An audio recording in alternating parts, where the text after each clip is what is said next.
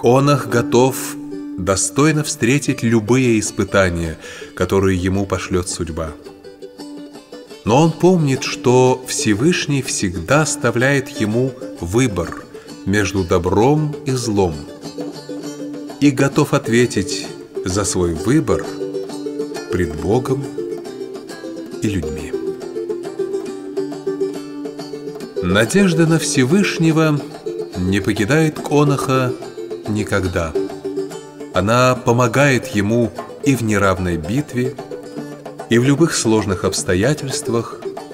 В ней источник его внутренней силы и терпения.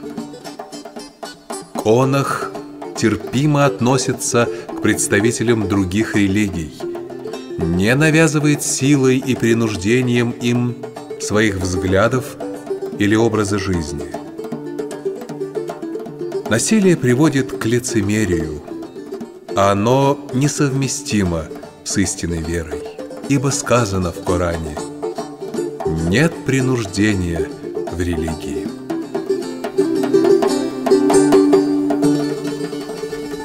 Средства достижения цели для Конаха не менее важны, чем сама цель. А поскольку цель у него может быть только благородной, то и средства ее достижения должны быть нравственными. Конах никогда не посягает на личное достоинство и честь других людей.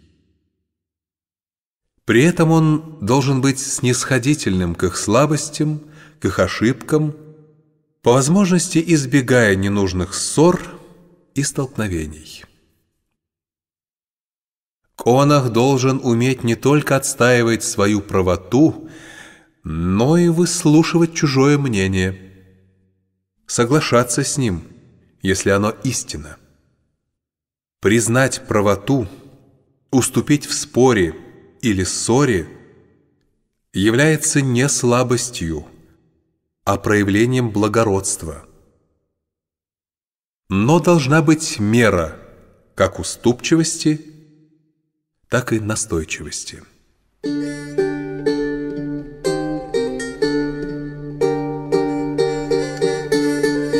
Сделанное ему добро Конах возмещает многократно, ведь благодарность является чертой благородного человека.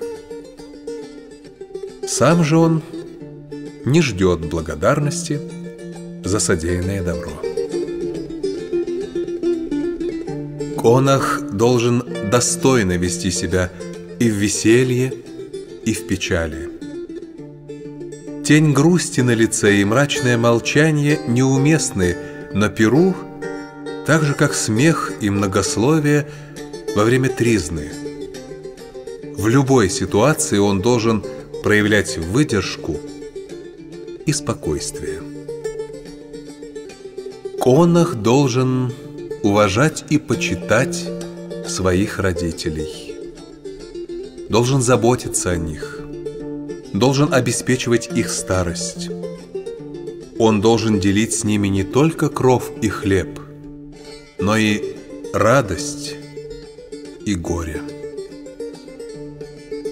В своей семье Конах должен быть таким же справедливым, как и в обществе. И в наказании, и в поощрении он должен быть ровным и сдержанным. Он не должен опускаться до оскорбления или физического наказания членов семьи. Конах должен быть скромным в жизни, в быту, в общественных делах. Ум, мужество, деяния Конаха должны оценить прежде всего окружающие.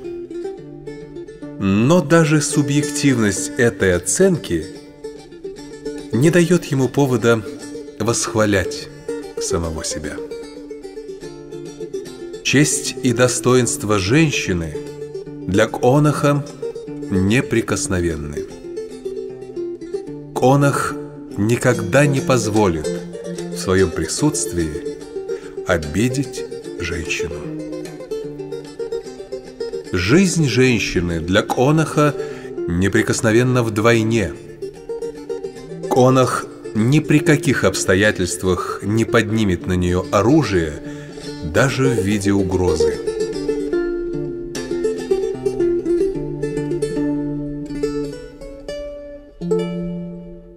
Конах никогда не причинит боли и страдания детям.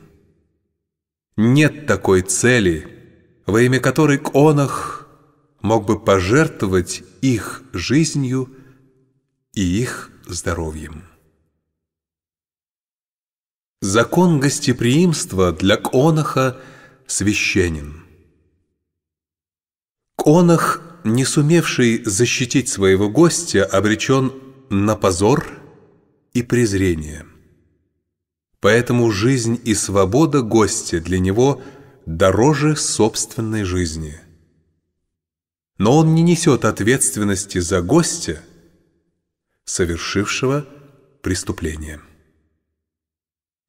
В чужой стране Конах должен не только соблюдать ее законы, но и уважать ее обычаи, традиции, и следовать им в той мере, в какой это не задевает его национального достоинства и конфессиональных убеждений. В этом выражается его благодарность за воздух и хлеб этой страны. Благородство Конаха проявляется в культуре его поведения.